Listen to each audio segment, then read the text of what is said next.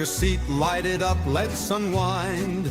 Kevin and Kerr bringing topics of all kinds, from cigars to sports, family and more. Everyday stories you'll want to explore. So take a puff or ponder away. Join the talk, it's the highlight of your day. I can't hear you. Puff and ponder where the sparks ignite. I can't hear you. Conversations blazing day or night.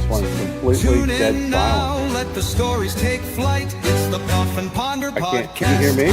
Where we get it right. I can't hear a word you're saying.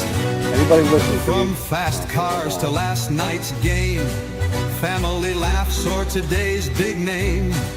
We've got the topics, we've got the vibe. Stay tuned in and enjoy the ride. So lean back, relax, take a break.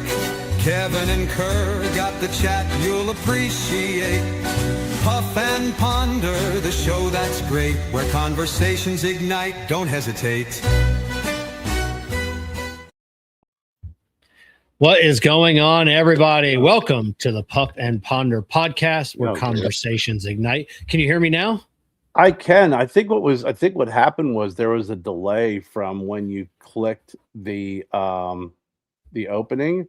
And obviously I can't hear you talk when the opening's playing, because when I just clicked on the show, it was still like you and I just hear it, and it just went right to the right. Oh, it's weird because I can hear you talking during while it was playing. No, yeah, I can hear a word. I look down, and then I have a microphone button down below. So if I'd have turned that on, that must be a new feature that we, if we had an extended intro, like we could talk to each other while the intro was playing. Oh, no shit. Yeah, I didn't know that. Yeah, that's kind of that's kind of weird. What's going on, everybody?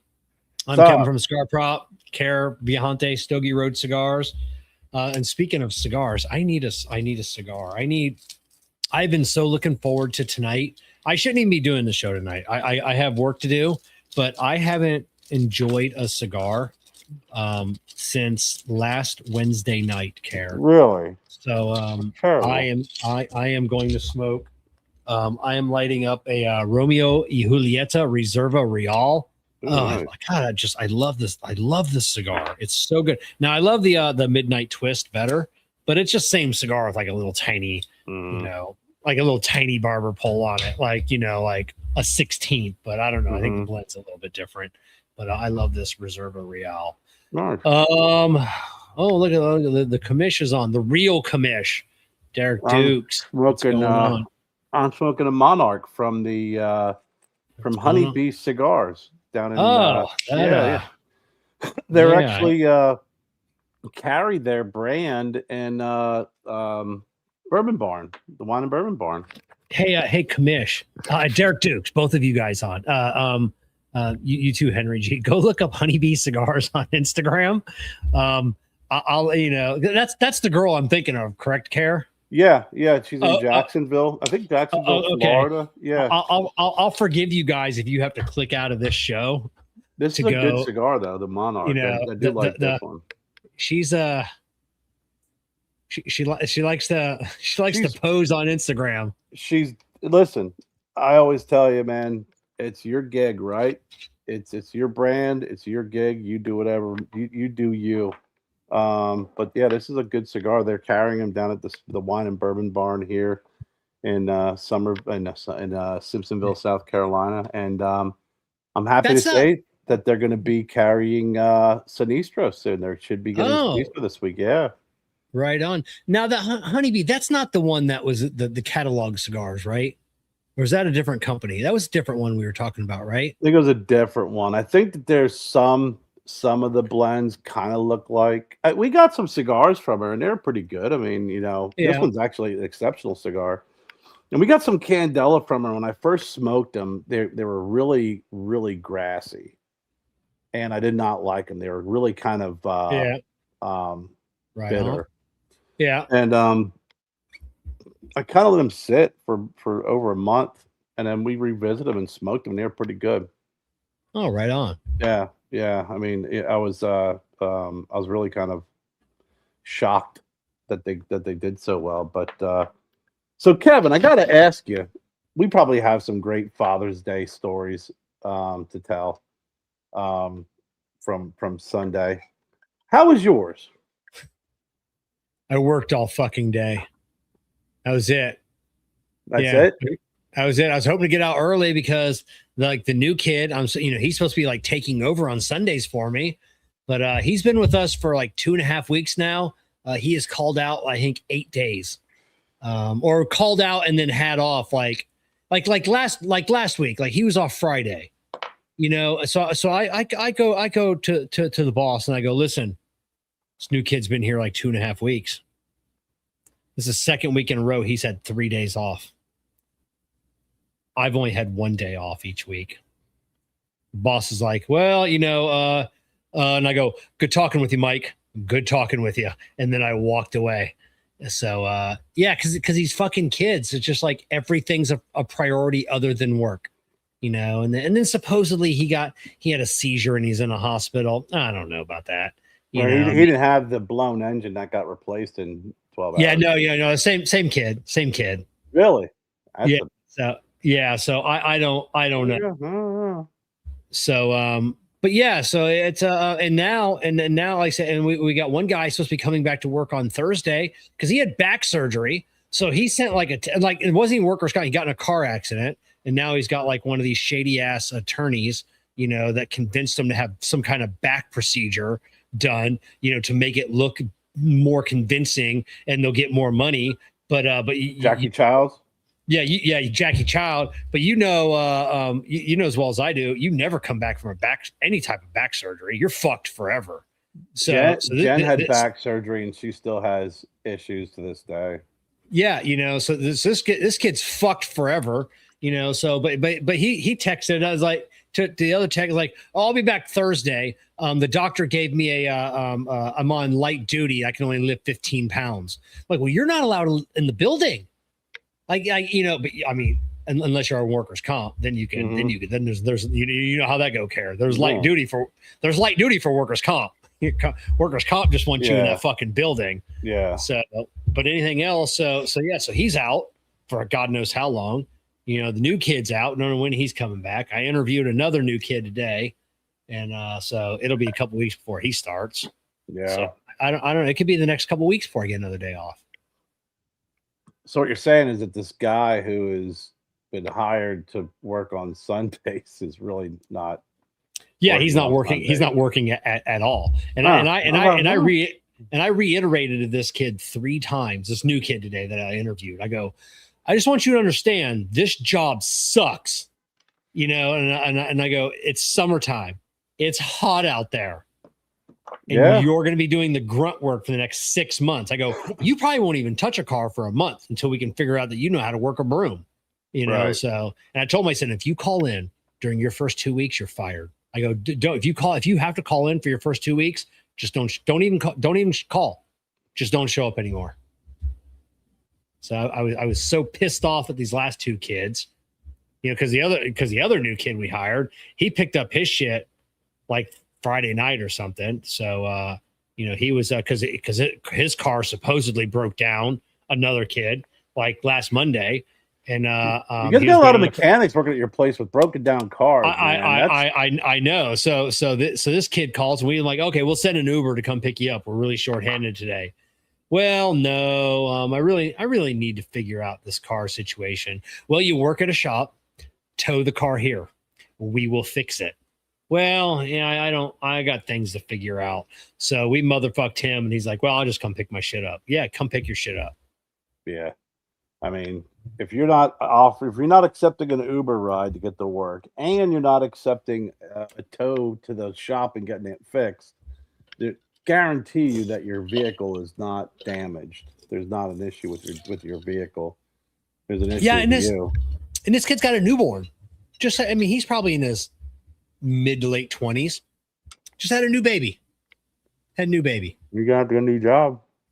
Yeah, it's I don't know. He left his old job because he wasn't getting enough hours.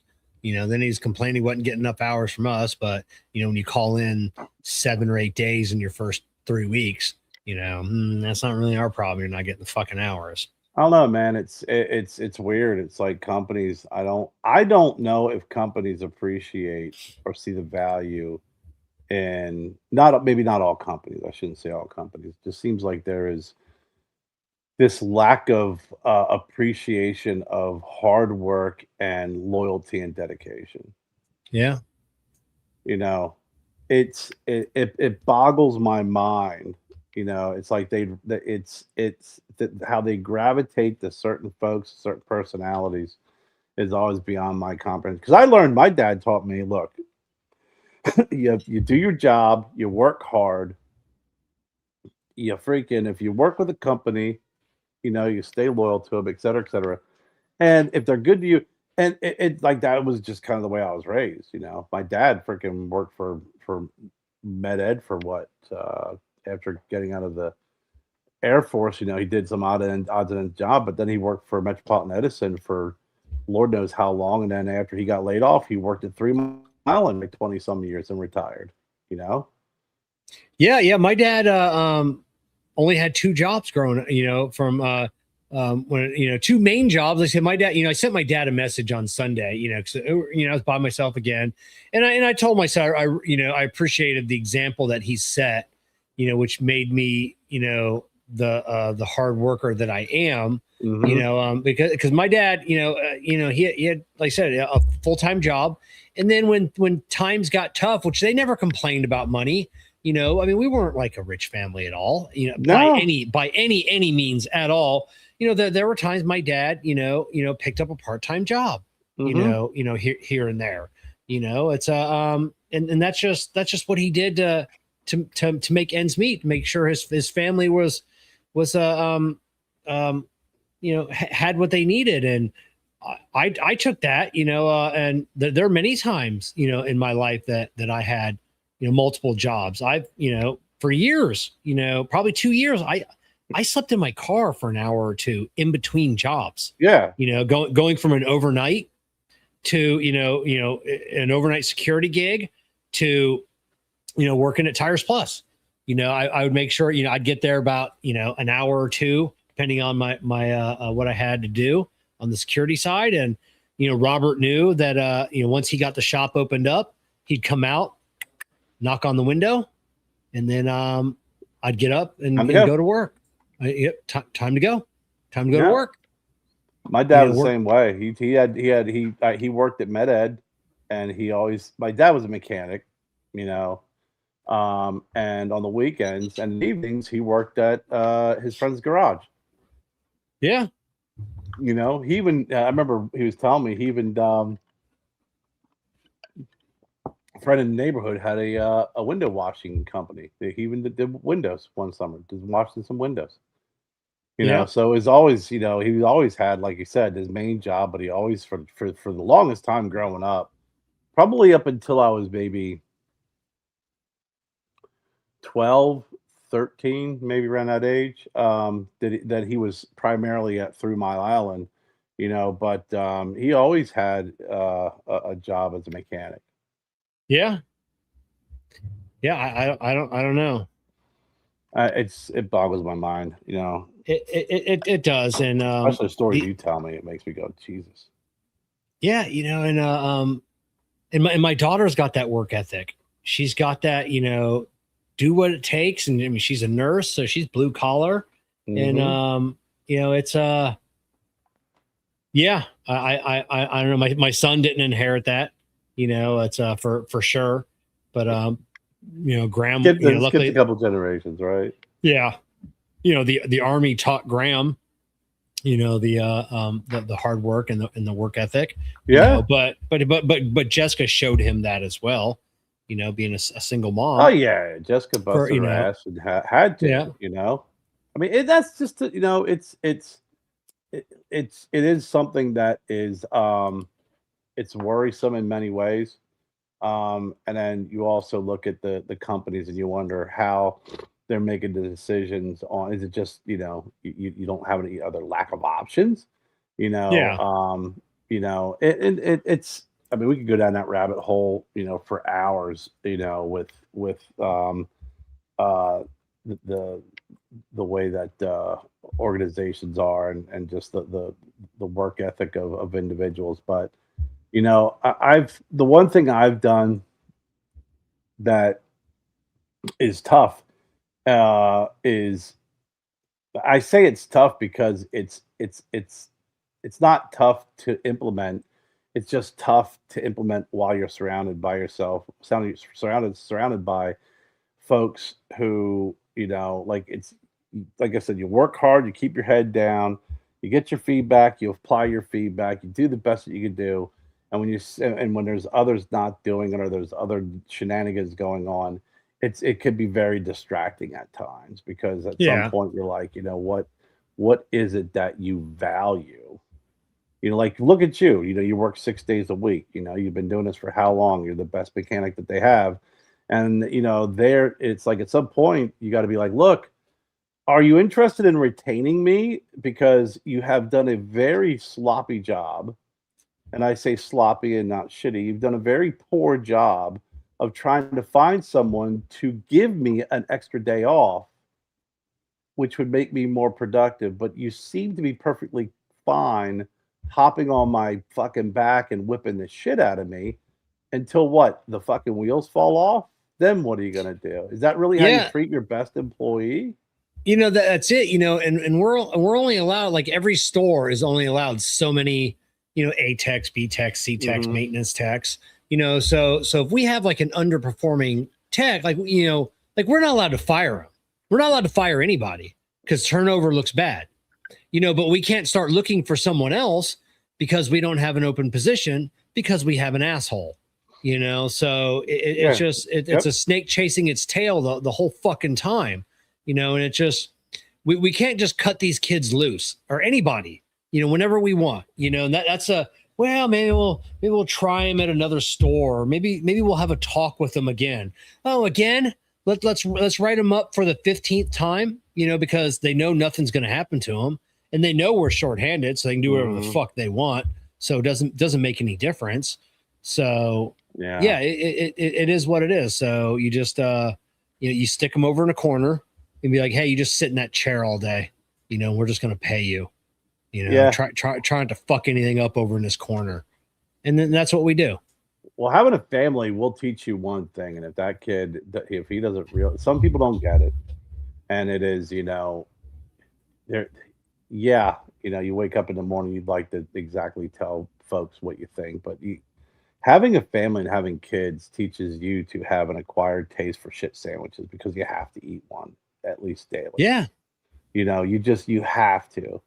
There's times you just got to keep your mouth shut. There's just time you just got to tolerate things. Just sometimes you just got to kind of keep your head down and let things go by without freaking pointing out the obvious. Because if you don't, then you decide to be that person, then the next thing you know, freaking, you're out looking for a job, for a new job. And you're like, kids, I used to laugh with my buddy, and I would always, crack jokes because, we drive down and there'd be some jerk face, some running their mouth. And I'm like, there's so many people that I've met over the years that just really should probably send my kids thank you cards because they're in my life. Because if it wasn't for my children, I probably would have punched you. I probably would have kicked your ass.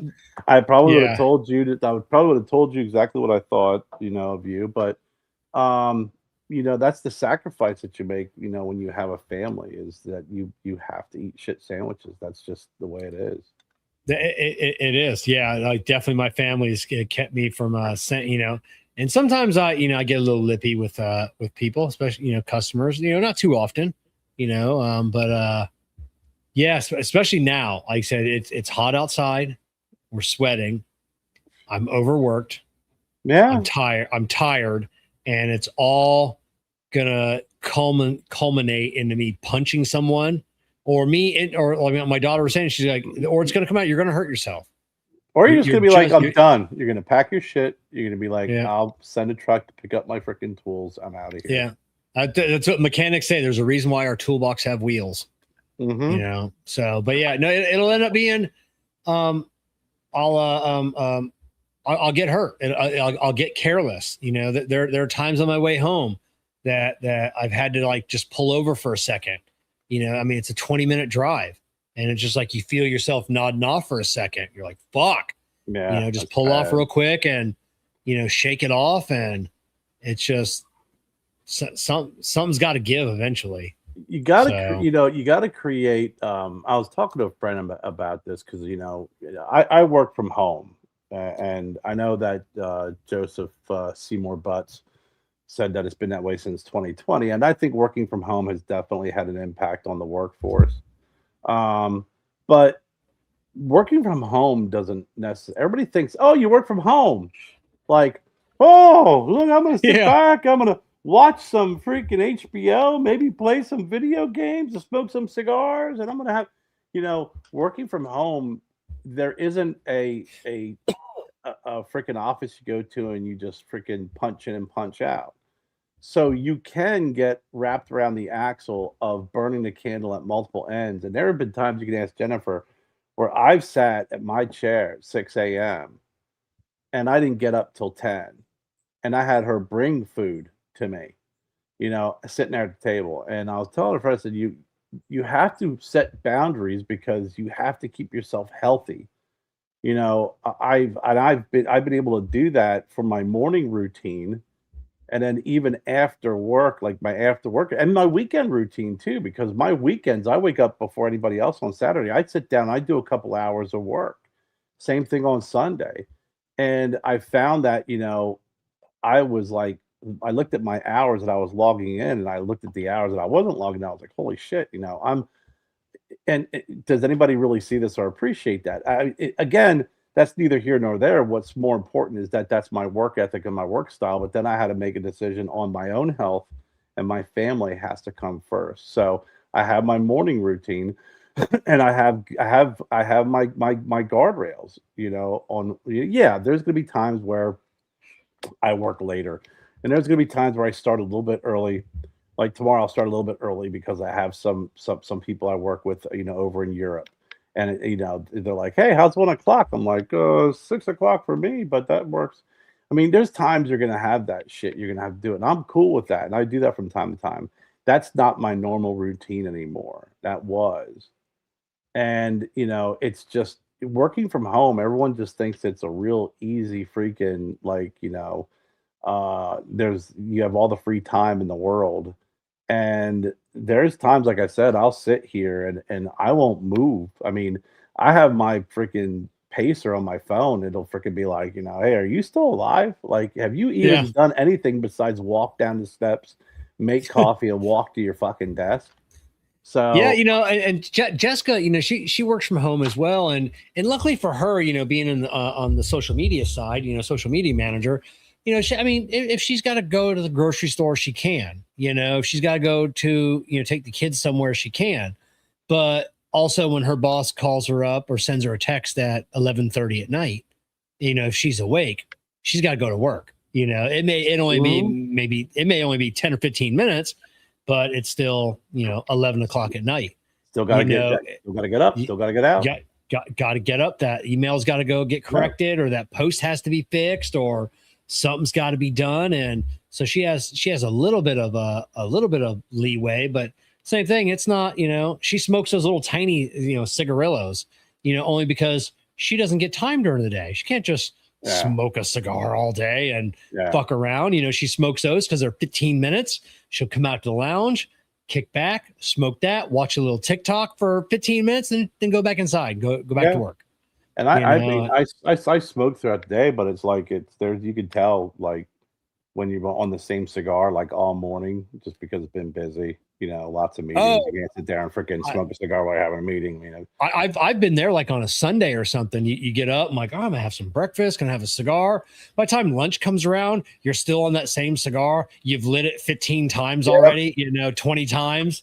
And you know you're only halfway done with it. So but if you're outside or near humidity, now it's all soggy. You're like, oh yeah, no, I don't. You know, and I haven't been smoking very much at all the last week. Like I said, you know, Jessica left Thursday night, you know, for Washington D.C. to go see Graham. It's been 2 years since she's seen him. So little mother son time. So she's been having fun. But yeah, so when I got home Thursday, I had stuff that I had my two new 3D printers were here. So now I got 7 up and running, but I had to clear out office space to get those.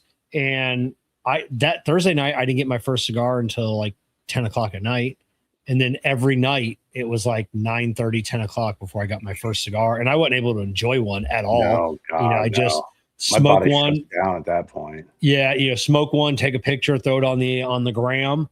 And then, and then my only free night was Saturday night. And it was just a Thursday, Friday of being up till 11:30, 12 o'clock, just after working all day, just busting my hump. I just couldn't do it Saturday night. I'm like, listen, told Gabby, I'm gonna stop, pick us up some tacos, and then I'm just gonna relax. Well, that's it. Picked us up some tacos, had a cocktail, had a cigar, and then went and watched the new Jack Black movie Anaconda, which was fucking amazing. So it was interesting. It was the best movie of the year. I would not say that.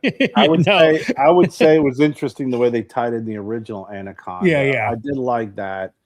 I was surprisingly, I liked it probably more than I thought I would, and probably more than I should have. Yeah.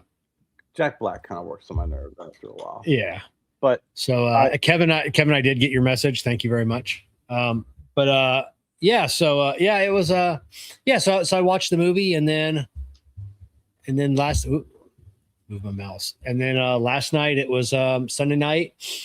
It was I thought I would have a nice easy night because I thought I had Monday off, and then that fucking shit to bed. So I was up last night till 11:30, finally finishing everything. Every project, the lounge is clean and spotless. The garage is clean and spotless. So I've got nothing else to do. Even Wyatt was up until 10:30 last night, packaging bleed tools for me, because they had to go out to Amazon. Nice. So he was up, and I told him, I said, because he didn't start on it till late, and I'm like, I'm sorry, buddy. I need to have these done, and you give him a project, and he is on it, and it's put this into this package, add a keychain attachment, close it, put a sticker on it. One by one, everything is done perfectly. All the stickers are straight. All the keychains are facing the same way, even though it does not make a difference which way the keychain is facing, because it's going to get jumbled up. But it makes a difference to him. It makes a difference to him. So, and then while I was at work today, I asked Gabby, I go, you just got to put the UPC codes on there. Yeah. And and then she went to work today. She, her job, she only works, 2 hours a day at that one. So she did that, and then she came home and she did all the barcodes for me. So all I had to do was box them up today and take them to UPS tomorrow. Nice. And she's been doing good. She's been making sure that the sink is clean all week. When this is the first time, so it's been many days now that I've gone to bed and there has not been dishes in the sink, Kerr. You know how nice that is? Yeah. We a lot of cooking's been going over in this house for the last 24 hours. So yeah, it's been and usually I'm pretty good at, like you said, working from home. Like I'll go in, and if I have like a 15-minute break and I go and use the bathroom, I'll empty the dishwasher, and then I'll come back. Then I'm gonna fill it. But today was just freaking busy from the moment I freaking sat down to the moment I stood up. But yeah, a lot of cooking went on this weekend. Jenna almost burned down the house. Oh, what happened? Well, we got a couple of great stories this weekend. So I'll start by talking about how Jennifer bought the screen to hang from it, to keep the bugs out, right? On your garage door, like the whole length. The whole length. Like what kind is it? The one that goes in the tracks and rolls up? What kind of screen is it? You have to mount. You have to drill in all the mounts, and then you attach the track, and then it almost like Venetian blinds. It has those clips, and then it clips in. It's actually very heavy duty, well done, great quality. It's only $75, right, for a double garage. So is it roll up, or how's it? No, it opens. So has it got like the magnetic closures in the middle? Magnetic, and they're freaking strong magnet. I mean, okay. It sticks to the garage door if you don't freaking, properly, do what you got to do with it. Oh, okay, so the dog's not getting out. No. The dog is. She walks over. She's afraid. But so what you have to do is they have these brackets, right? And you drill into brackets all the way across. They have to be so many inches apart from each other, right, to make it even. And then there's this long track that you have to it's all coiled up that you got to straighten out, and then it snaps in. So I drill in all these holes. I drill in all these brackets, rather. And I wish I had one with me right now. And but Jennifer's like, you have to you have to put the cap on. I go, Jen, and you being with Jessica, you know how that Jersey persistence, like I'm fucking right. I go, Jen, we got to put. She goes, the caps need to go on first. You got to put the caps on, and I'm like, Jen, she goes, you got to put the caps on. So I walked over to the end and I went, and then she looked at me. I go, the track's not even on. What am I going to put a cap on? You got to have the track on, and then after you put the track on, you put the caps on. She's yelling at me to put this cap on the freaking track, and the track's not even up there yet. And every time I'm trying to tell her that the track's not on, she don't want to listen to me. So I just freaking held it up and dropped it. It fell to the ground, and then she just looked up and she started laughing. And she goes, we need a track first, don't we? I'm like, yeah, that's the way it works. What am I going to cap? I'm going to cap nothing. I'll put a cap in your ass. So after we got the track up, we actually got the netting up, and it's great. It really is. It's very thick. And I mean, there's inserts you can put in your garage that look like front porches, with doors and everything. They're like $1,000, $1,500. But this was $75. It has Velcro that goes down the side, so the sides are freaking are secure. The magnetic clip, and I've seen some that were really shitty, really poor quality. Weighted at the bottom, it works great. So that was our weekend. That was one day of the weekend. Yeah, we put the retractables on the French doors, and then the two doors coming into the lounge, because in the wintertime we like to have the doors open, but then the dogs get out, so it's almost just like a retractable baby gate, but it's a screen. So you just pull it out and then you latch it to the other side, you know, and it makes it nice. Dogs can stay in, they can still see outside. Thick, heavy dude. Crib comes out. She's freaking not. It's like, when you tie a horse's freaking reins to a freaking bush, they think that they're freaking, that they can't move. They realize all they got to do is take 3 steps and go fucking yank the bush out. Yeah. So yeah, she's in here. So that was really good. And then Jen's mom, dad and stepmom came over, and we're all hanging out in the kitchen, and Jen's out there grilling, and she took the shrimp out. And she opens the door. She's like, close the door. And I went, what? Did she just say? And I'm yelling, what? And I can't see her. And her dad goes, I think she said she needs help. I'll take care of it. So he goes walking out. And I go walking out, and there's flames like coming off the grill. And there's flames shooting out the bottom of the grill.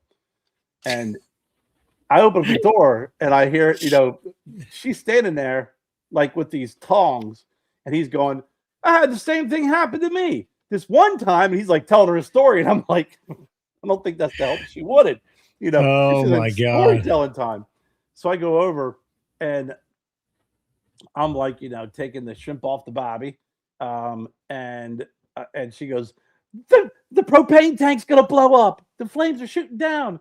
And I'm like, okay, that's fine. I gotta turn off the propane tank. Well, what happens is our grill is angled, and then there's a drip, pan at the bottom, very small one.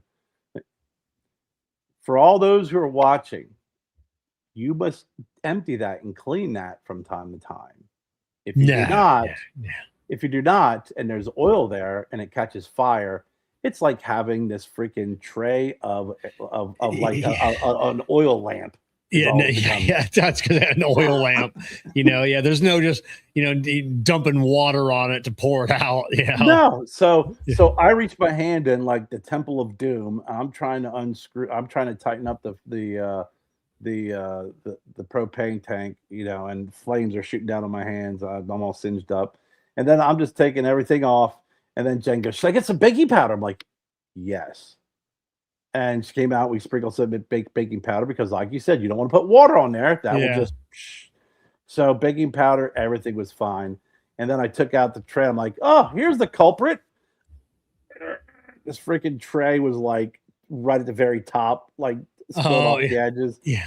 I'm like, especially in this heat, it's not like it's cold out. This is all watery. So I emptied it out. And then I went over to the hose and I cleaned it out really good and put it back in. But when I went out, the flames were pretty high. The flames were shooting down low, and her dad was telling her a story on how he experienced the exact same thing while she's trying to freaking get everything off the grill. So but the shrimp were cooked. I ate a couple and I was like, nah, they were just charred beyond recognition. But she made the best freaking food yesterday. I prefer pork over steak. So she made my pork chops, and she did something with these fillets where she like put coarse salt on them. She dried them out, something like that. I don't know what the hell. She'd have to freaking tell you what she did. And then she made her. You know how you say how Jessica makes her pasta sauce. With just tomatoes, crushes, tomatoes. Yeah.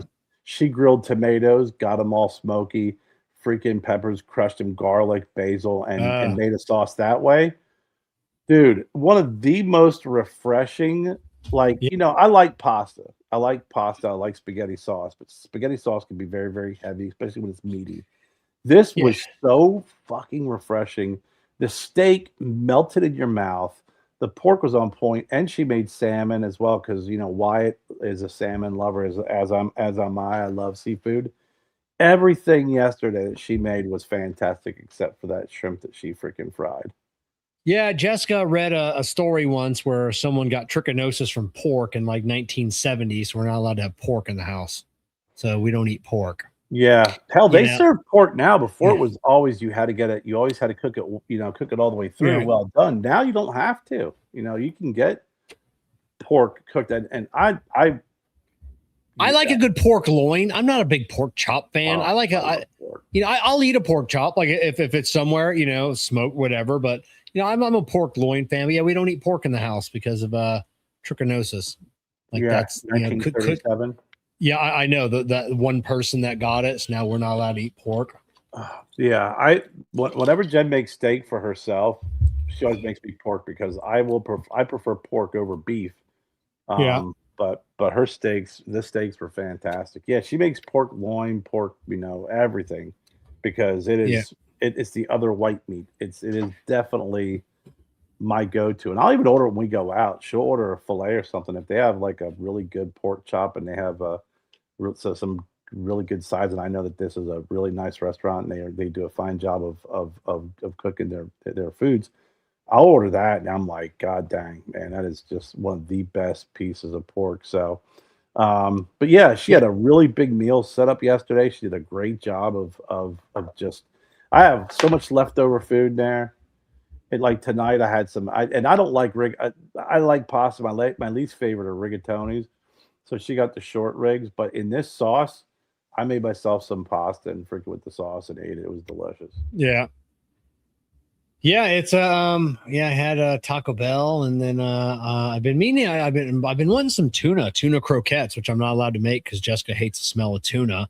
So in the house, so I love making like frying up some tuna croquettes. Oh, they're so good, but I haven't had any because I've just been eating like a fucking heathen, since she left. Just whatever, some frozen burrito.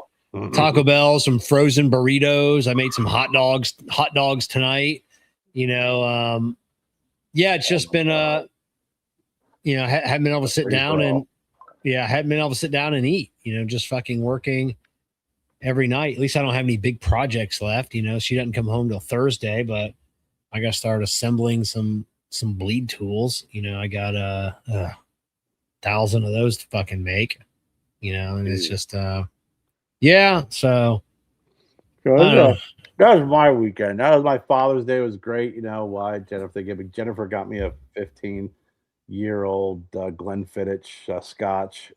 Had my first Jen's dad had a cigar with me, and he had he never had Scotch before. It's the first time he ever had Scotch in his 80 years. So we had a nice Scotch together, and I take the. I told you before. I infuse my bourbon with peppercorns, black peppercorns and white peppercorns, and she has that peanut butter tequila, and I made my own drink. I took, because then I infused this other bourbon with these they're sugary coating, but they're very fucking hot, spicy pecans. So I took about a half a shot of it, half a shot of the pepper bourbon, and then about half a shot of the peanut butter tequila, and then 2 dashes of bitters. And God, it tasted like spicy peanut butter. Yeah.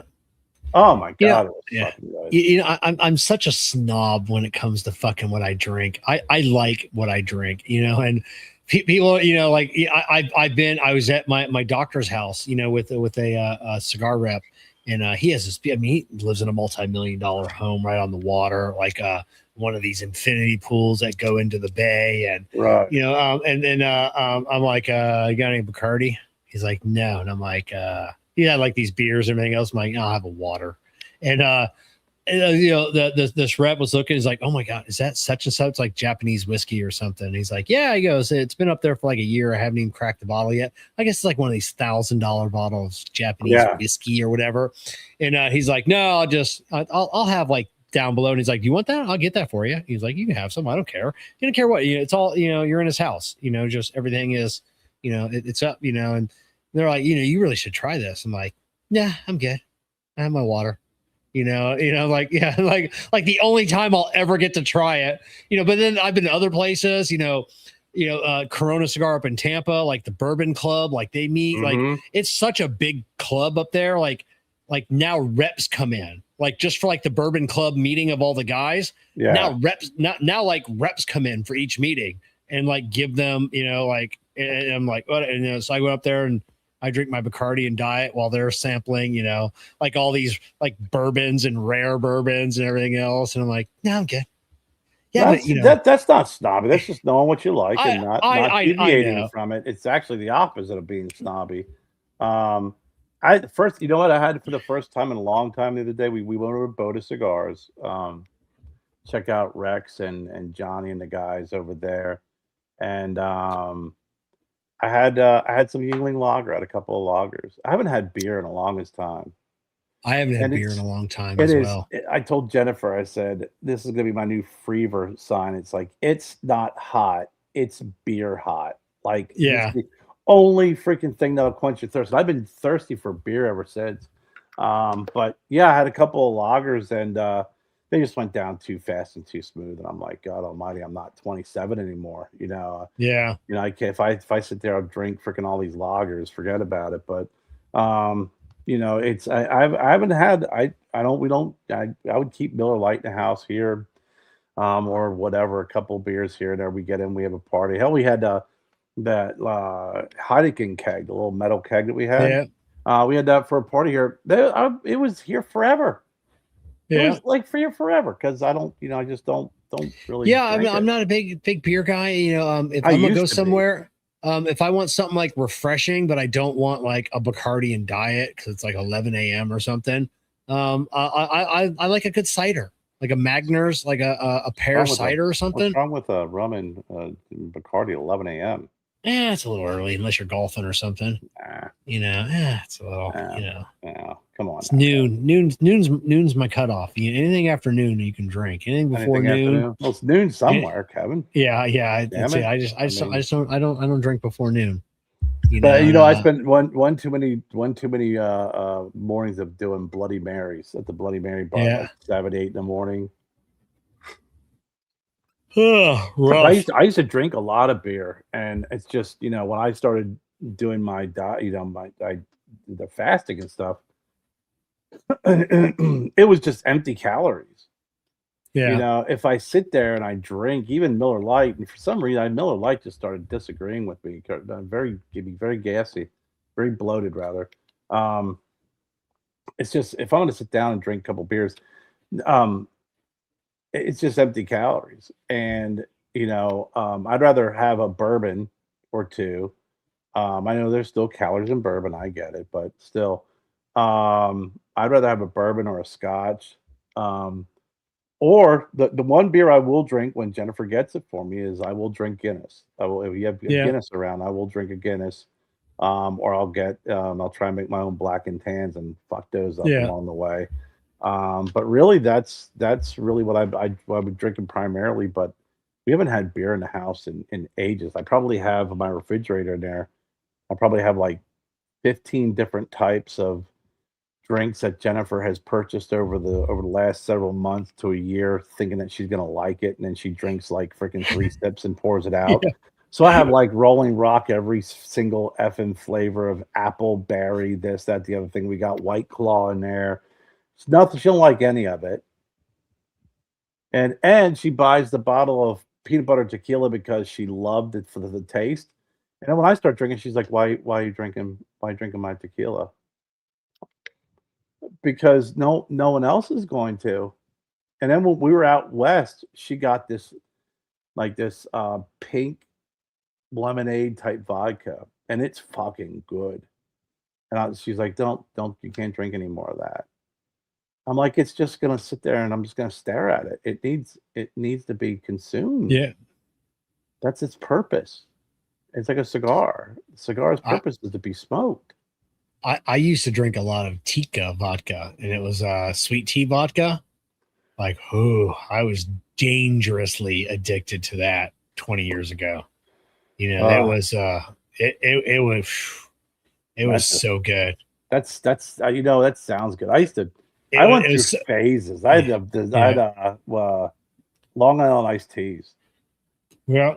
That's another phase I went through. Yeah, once I learned how to make them when I at the bar, because I would never, because I could never get them right. But once I figured out like the ratio of those, and then it's like, fuck, like those were, and then it got to the point to where, it's one reason why I had to quit doing bar, where, I could drink 6, 7 Long Island iced teas in a shift and nothing.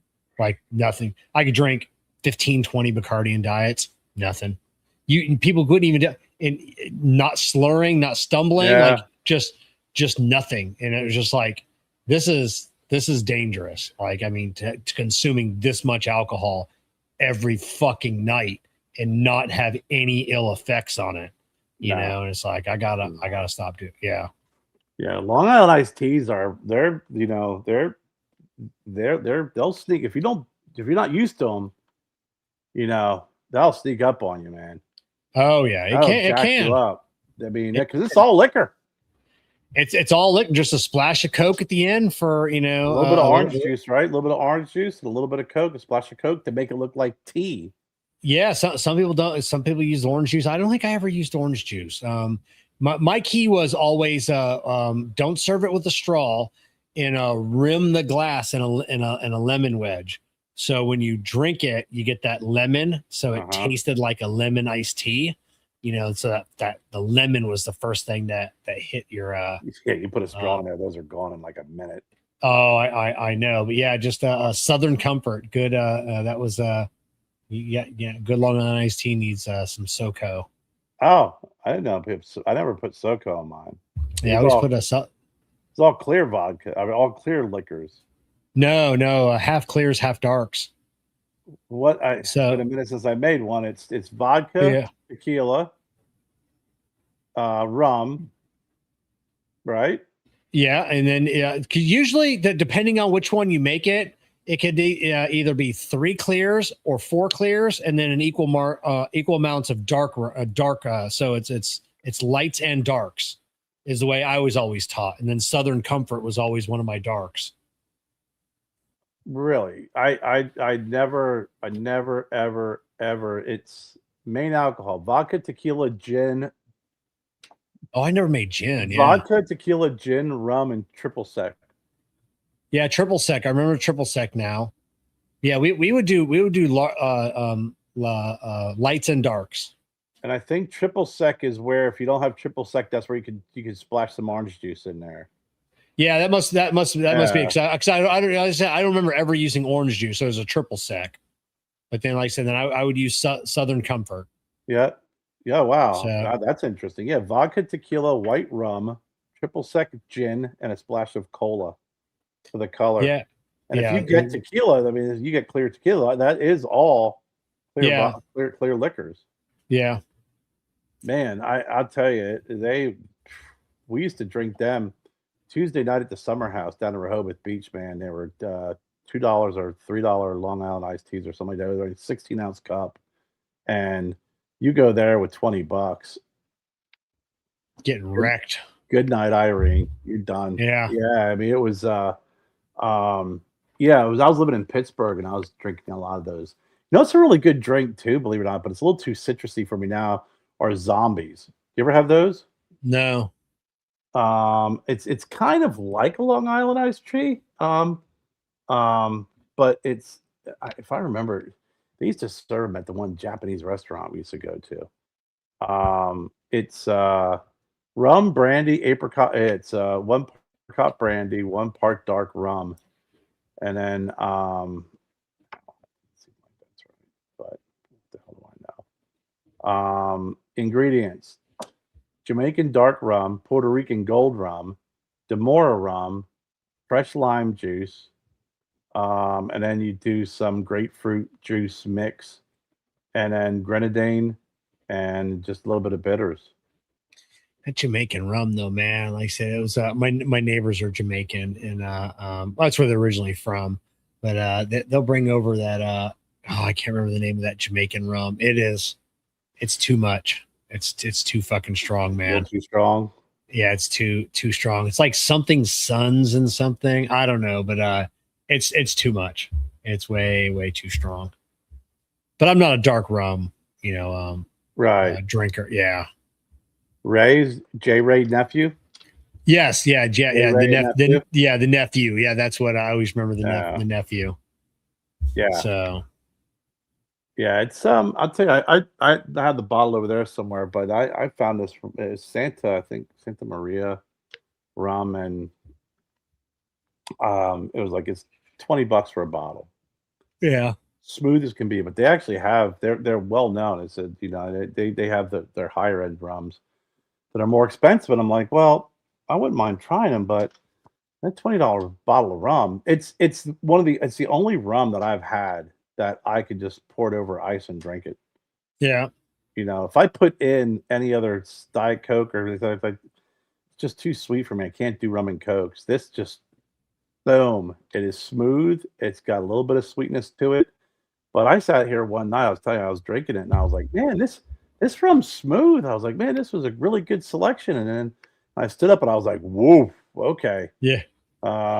I have one too many of those bad boys. Yeah, I tell you, when in Cuba, I'm not a big fan of their the Cuban rum, but the Cuba Libres over there, I don't know. It's always when you're on vacation, especially when you're on vacation on a tropical island.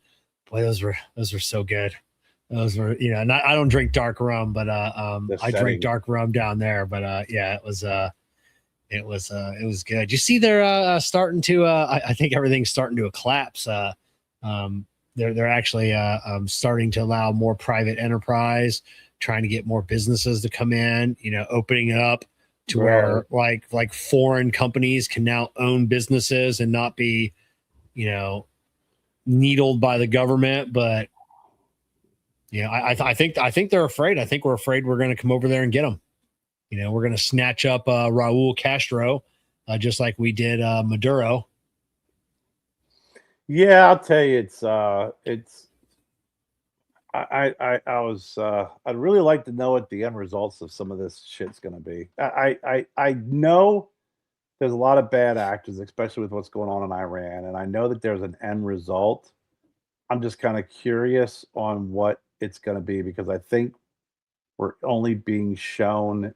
And when I say that, I'm not talking about the freaking media that I swear to God, I do think some of and this isn't a Republican talking. This is just a freaking or conservative talking. This is an observant individual talking. It really seems like some of these news uh, uh, these news media really want us to lose. It really it's like they're just so happy and so quick to want to like announce bad news and just spin this and spin that. And I'm sitting there thinking, you really dislike the guy that much that you're really kind of pulling for the Iranians on this. And I think that the reasons why and what we're being told and what we're seeing, I think it's only a part of it. I think there is a long-term plan. I'm just curious on what it is because generally speaking, there are some folks and there are some countries where, you just can't rationalize anything with them, no matter what, especially when you have a very specific goal, and the way that you are, whether it's deep seated in what you were taught or your religious belief. I'm beginning to think Bibi wants us to lose if he doesn't stop his shit, which we're not allowed to mention that country because we'll get fucking the video taken down because God forbid you say anything bad about them. But I think Trump's a little pissed off at him, the whole Lebanon thing, and like he's about to make an enemy if he doesn't stop fucking around. Well, it's funny. It's I kind of it's I think from our perspective, it's really easy to be critical of things as it is. Exactly, because we're we don't have the inner workings. We don't know what's going on the ground. And you also, I mean, you got to think about a people that were almost annihilated and erased from the face of the earth. And then when they were given this land and they were given their own country, they're surrounded by everybody who wants to kill them. And they're under a constant attack for the last several decades of wars. There's suicide bombers. There's lobbing freaking, missiles. It's this. And it's like after a while, if someone daily just walked by and just fucking slapped you in the face, Kevin, after a while, you're going to be like, motherfucker, everybody in my vision is getting knocked out. Yeah. And because it's like no matter how many times you hear things are going to be, it's going to be peace, it's going to be peace, it's going to be peace, you realize that that's just all talk. Because if you got someone in the White House that is a friend of yours, as they used to, as Putin said too, he goes, I just gotta last 4 years or 8 years. I just gotta wait him out. Yeah. Because that is what's going to happen is, especially with our country, you get so sick and tired of one political party that you kind of go waxing and waning and waxing and waning. And it's like, well, yeah, these next 4 years, I may have an ally. And, if someone, messes with us, we can get some help. What happens at the end when, Trump's done with his term and someone else comes in and they're not so friendly with us or not so easy to give us stuff. So it's like, your foreign policy, our foreign policy is different. You got to think about their foreign policy as they look at our country and they're like, well, shit, we're changing our foreign policy every 4 to 8 years. Yeah. And that's not only include the president, that's, also better, the understanding our Congress. So, I mean, I don't be in any country that is an ally or even an enemy of our country. It is like, it is literally like that Jumbotron where they show one person and they cheer and they show the next person they boo. It's like their policy is ever changing, very much like that jumbotron jumping from a Yeah, home team to the visiting team. yeah, yeah. I was watching the video, and I think it's like the new, and UK is getting another prime minister. It seems like every 6 weeks they're getting a new one now. The new, I guess I don't know if it's the new guy. I started listening to a little bit of a speech he was giving about. He goes, he wants to make Ukraine or make the UK great again. That's what he goes. He goes, you may not like us, but you will respect us. He goes, we've got to do what that Trump has done, and we've got to secure our borders. We got to kick out the people that don't, that aren't here legally, and we got to focus on, cutting waste, cutting spending, and and he goes, and make the UK great again. And I'm Make like, the UK great again. Oof. And he's got a lot of support because their law, two friends of mine in Canada sent me videos of two I don't know what they're, newscasters or whatever they were in Canada, and they're starting a census because their prime minister used to be the head of the like Bank of England or whatnot. So it's something that's going on in England now. So Canada is taking a census of all the empty rooms you have in your house, and they want to know how many rooms you have empty in your house to see if you have underutilized space. Because in England or the UK, you're taxed at a different tax rate if you have too many empty rooms. So, and it's it was just, if you have like one empty room in your house or two empty rooms, your tax rate goes up. And it was it's super strange, and I didn't look into dive into like the whole UK thing, and that's what they're wanting to do in Canada. So they're starting to take they want to start taking some condos, and that people maybe have like a second place and they're not living there. They want to take it away and giving it to people that may not have a place. And then they don't know if they want, hey, you have two empty rooms in your house. Well, you can either pay the higher tax, or we're going to send this family in. They're going to live with you now. What? And that's what they haven't come out and said that. All they're saying right now is they're just taking a census. It's not for any statistical purpose. They just want to know, how much, how many houses are being like underutilized. And people are like, this is fucked up. The Canadians they are pissed. It's like, listen, this is my house. I want to build a 4-bedroom house for, and then when my kids move away or go off to college, it's we have extra rooms in the house. Now we have we have a game room, we have a study, we have a den, it's but yeah, I guess it's a thing in the UK. You're if you have extra room, you pay higher taxes. Wow. No. So like I said, I haven't dived deep into it and looked at all the specifics of that. And I'm like, man, that's fucked up. But yeah, they both said like, we want to come live with you guys, as in America. We want to come live with you guys. It's getting bad up here. So wow. Yeah. Wow. Yeah. It's they're sitting here talking about how this is gonna be, there's like you said, a lot of government protests and boycotts. There's a huge issue with being intrusive and privacy fears.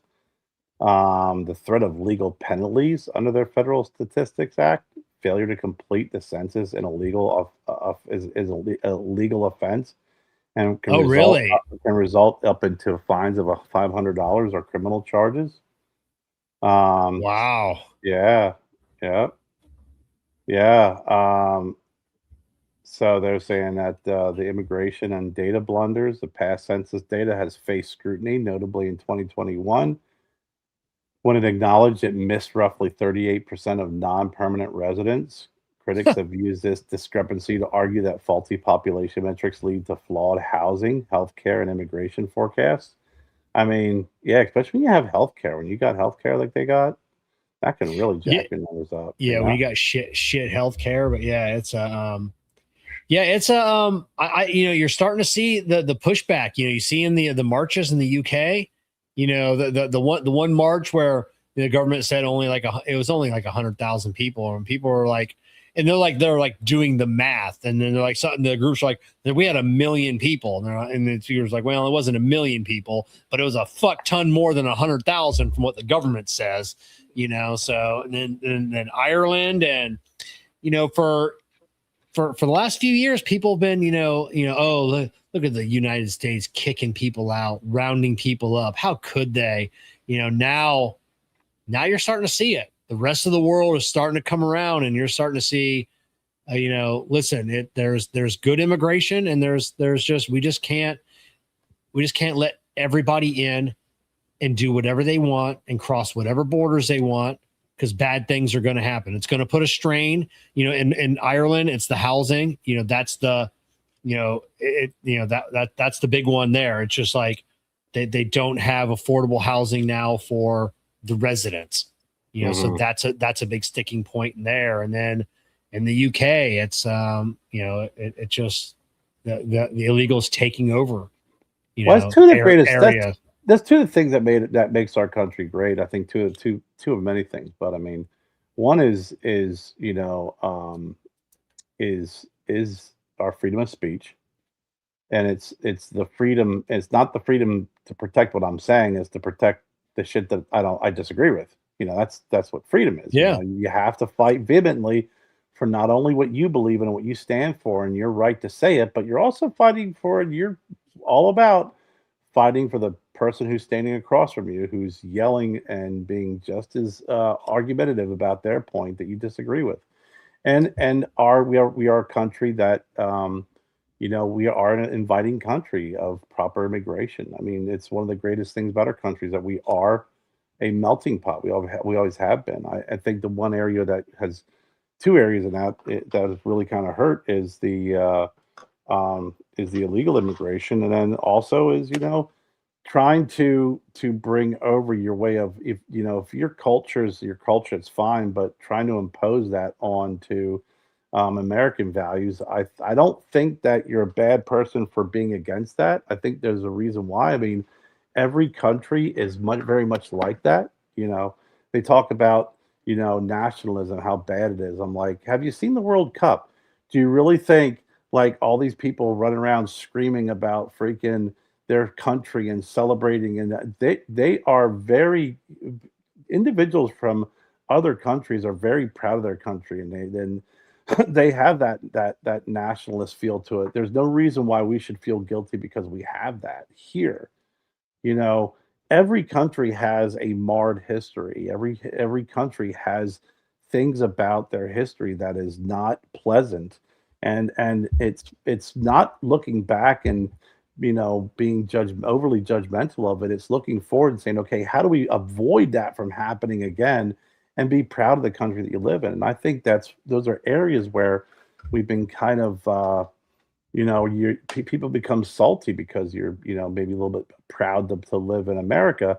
And it's, unless you're freaking Rosie O'Donnell or you're freaking Richard Gere, or you're somebody who's got FU money, that when they go, I'm leaving America. Well, listen, it's different. You leaving America is different than if Jennifer and I decide that we're going to leave America. Yeah. You leave America, you're going to buy a freaking multi-million-dollar mansion on the French Riviera, or you're going to go live in Spain somewhere, and you're going to have enough money. You're not going to have to worry about a thing. Relocating to another country and being somebody like you or me or anybody else, you just can't just plop into their society and be like, okay, I want to start working.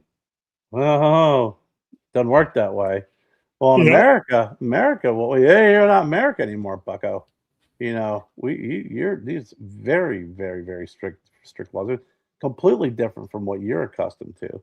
So whenever these people who are multimillionaires, these famous folks, every time they say they want to leave, and you're going to lead the charge, you're going to lead the big wave of folks leaving the country, then go buy a town and house everybody, because it's different when Johnny Depp goes and lives in France, or if Richard Gere lives in Spain, or if Rosie O'Donnell lives in Ireland.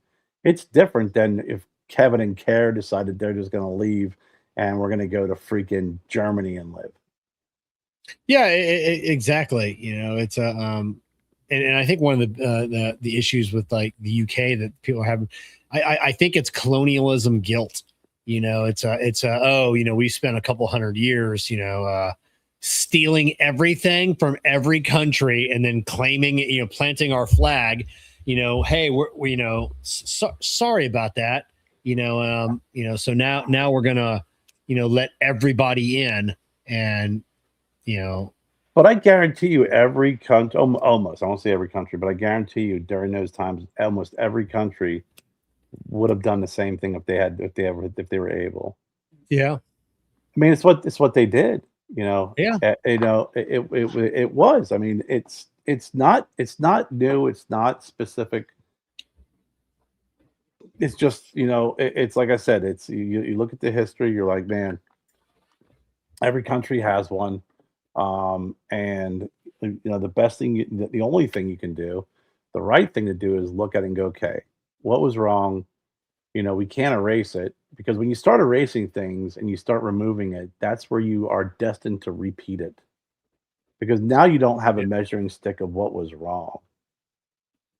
Yeah, it's it. And yeah, you have to leave the US, Care, and you can't take anything with you.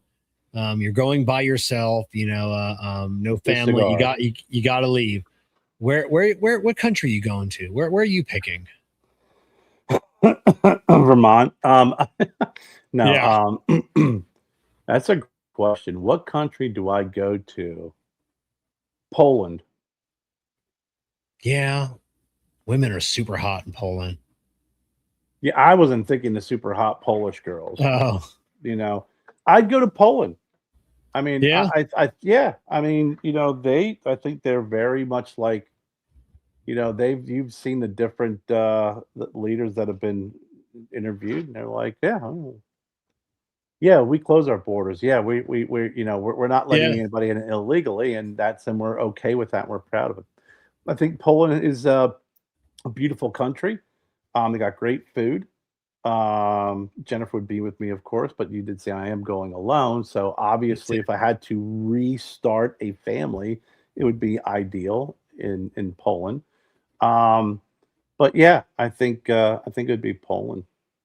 All right, I'm gonna go with you. We can hunt for that all that lost Nazi gold. It's supposed to be in Poland in the mountains. Yeah, I mean, it's a little tumultuous. Don't get me wrong. I mean, that's the whole area is Yeah. it's a little iffy, you know. Yeah. But I mean, I can't speak to any, like, there's a lot of countries I would love to be able to go visit and see, but I don't know if I'd want to live there. You know, I think, you know, Spain's one of those countries that I would definitely like to go visit and see and get a Yeah, feel for it. they have their issues too. We've Oh yeah, got they some do. yeah, we got some friends that once Trump was elected, they lived up to their word, and we're leaving, and we got two friends that went to Spain, and it is not all that it's not all it's cracked up to be. You know, it's not a free democratic society. It's nice over there, but man, their fucking taxes are high. Yeah, You know, and, yeah, Greenland. Go to Greenland. It's too cold.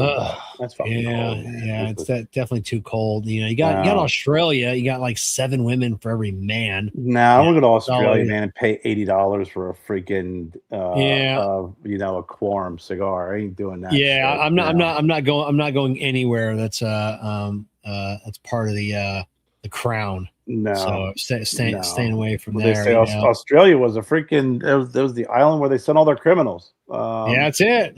You know, so no, I think it'd be Poland. I think you know, thinking things out, I think Poland would be my first choice. Yeah, Poland or Japan. Japan seems pretty. You know, a lot of island, not a very big island though. You know, so yeah, maybe Japan. I think I you know, I mean, they've got lots of, you know, Nintendos over there. So I can play lots of video games. Yeah, that's it. Yeah, Japan would be good. I'd love to visit Japan, but you know, I don't know what my big hairy ass would be accepted over there. probably like go over there. They probably think at King Kong's there looking for Godzilla, man. I know. And I don't do chopsticks either. I gotta have a fork. I love chopsticks. I tell you what, with the food, I think I would blend in perfectly fine, but I'm, Yeah. But yeah, I think Japan would be a second pick. That's a good recommendation. Yeah. That's it. We doing our top 10 this week or no? We got our top 10 this week. Let's go over here to KMA, so let me see where let me go see. Okay, so Tales of the Tape, greatest inventions, pick number 2. That's what we're on. So we had Alex Tavella, the GOAT. He picked the internet, so that was invented in his lifetime. William Cooper was the smartphone, and Abe must not have been on because I don't see a fourth one, so I don't know where Abe was this week. Let's see, the Hot Pocket was Fred. Hot Pocket. Greatest skit of all time was Jim Gaffigan in the Hot Pocket. So, and that's where we are. Number 2, Kerr. Where are you at? I have the internet. Number 2. So, 19. It said the internet, obviously the backbone of modern life, commerce, communication, entertainment, blah blah blah blah blah. Yeah, that for me. And number 1 and number 2 kind of go hand in hand, but yeah, that was number 2. Yeah, mine in 1997, Wi-Fi was developed, though the term Wi-Fi wasn't coined until 1999. Really? So, Wi-Fi. I wonder when Blue. Hey, look, Kerr, look up. Since you're got the computer, Bluetooth. When was I didn't even think about Bluetooth? When was that? Because boy, that's all the Internet of Things, and we got Bluetooth and Wi-Fi. So I almost want to do Wi-Fi. 1999. 97 it was developed. Yeah, but they're getting the name. Yeah, the term was 1999.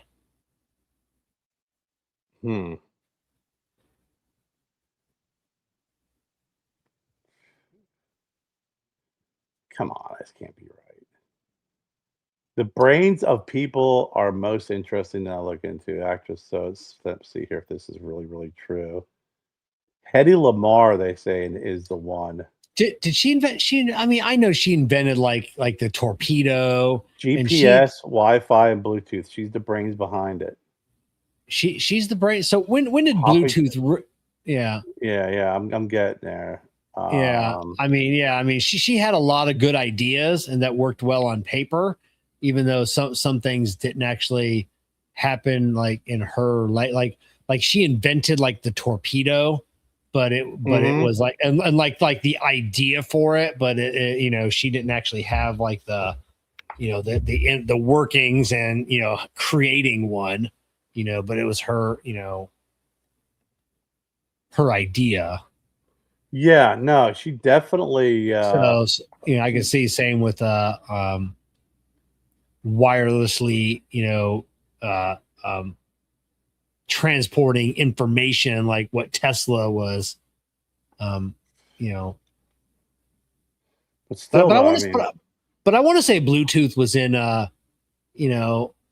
because you don't think about Bluetooth until phones came around, so.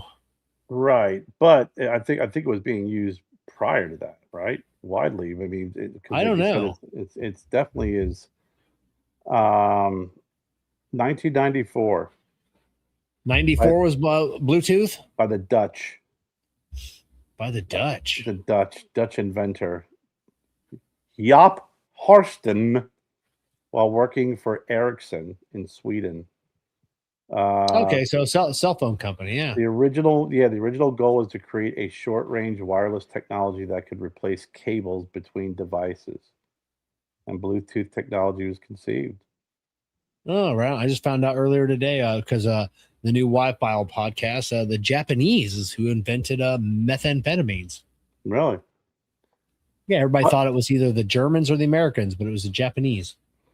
Fun fact, Kevin, Bluetooth is named after Harald Bluetooth, a Viking king who united parts of Denmark and Norway. The Get name the was fuck out of chosen. here.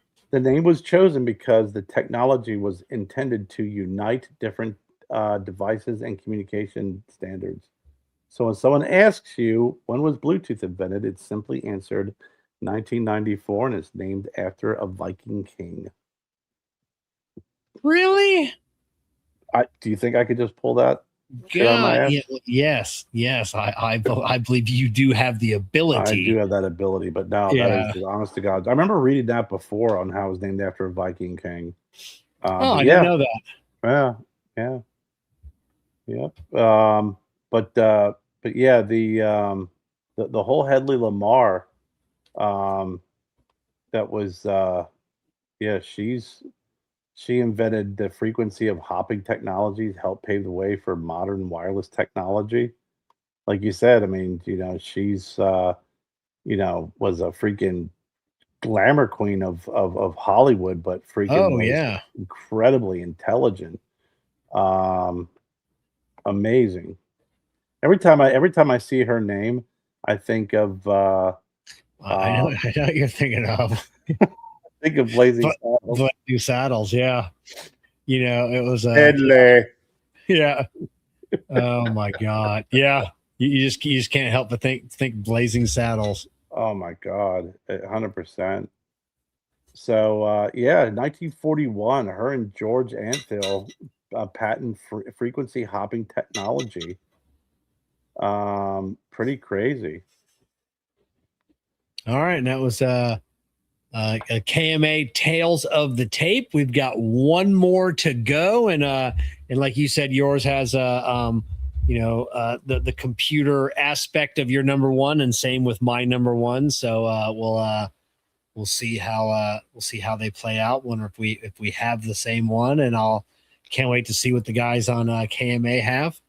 Dude, do you want to hear everything that she had her hands in and invented? Yeah. Eddie Lamar. So obviously we talked before about the GPS, Bluetooth, blah, blah, blah, wireless.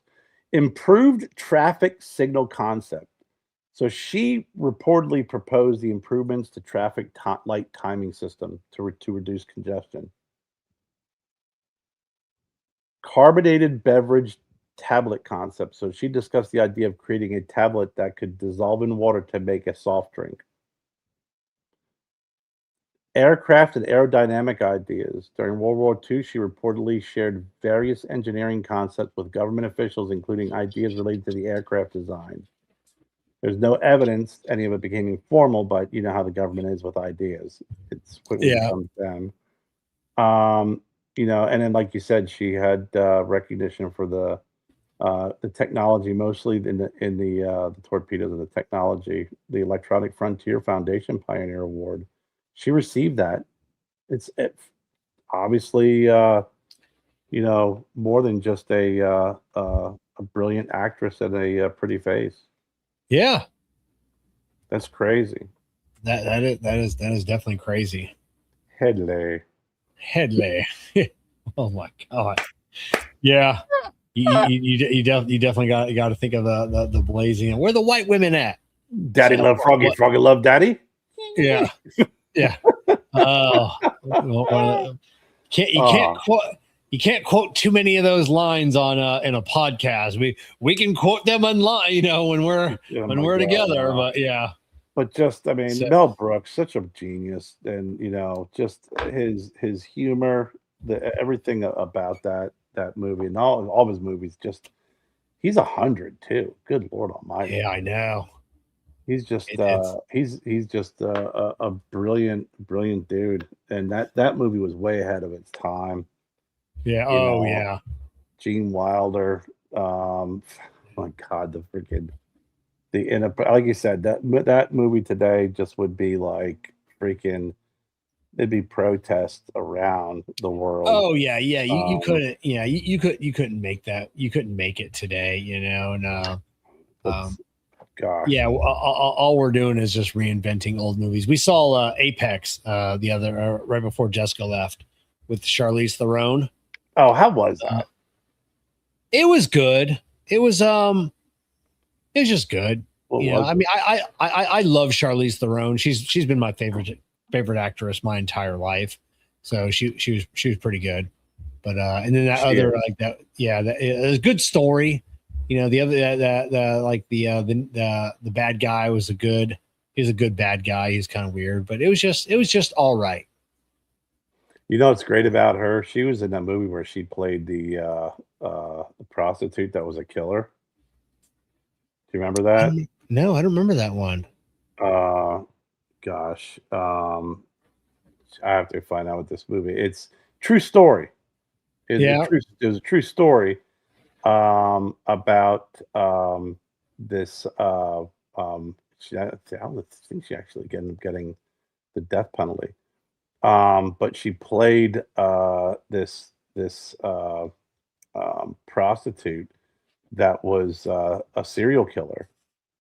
And Monster is the name of the movie. You got to see. It's a great movie. It really is. That sounds familiar. Like I think maybe I saw that Monsters. Yeah, it's Eileen Warnos is in Daytona Beach prostitute who became a serial killer, and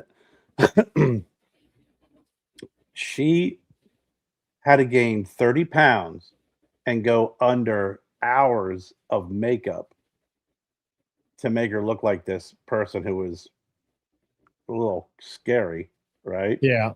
And I'm like, she still looks cute. Like you're that beautiful that you have to gain 30 pounds and have hours of makeup put on you to make yourself look kind of not appealing, and you still kind of do. She's a hottie, and then with that South African accent, she's a brilliant actress though. I am a big I liked Old Guard. If you ever get a chance to see Old Guard 2 was kind of blah. It was a Netflix movie. But Old Guard is really, really good. It's a really good movie. But I've seen Apex. I have kind of gone back and forth whether I wanted to see it or not. It's worth watching. Is it? Okay. Yeah. All right. Yeah, she's really she's an exceptional actress. Her and we've been watching Michelle Pfeiffer's been in a lot lately. She was just in that Taylor Sheridan series. God dang it, she's a great actress too. God almighty. Just all the movies that she's done, fantastic. But just watching her recently on some of these series, just blown away by her talent. Yeah, it's like Chad here says, not allowed to be funny anymore, too worried about feelings, and that's why that's why movies suck now. Like TV shows are better, series are better than movies. I've been disappointed on so many movies. I'd rather watch an 8-hour movie broken up into 8 1-hour segments, because that's what most of these series are now. They're just like Landman. Landman was a 12-hour movie is what it was. Yeah. And it was great. All of these series are now just, and then like Netflix and a lot of these, they just don't give a fuck.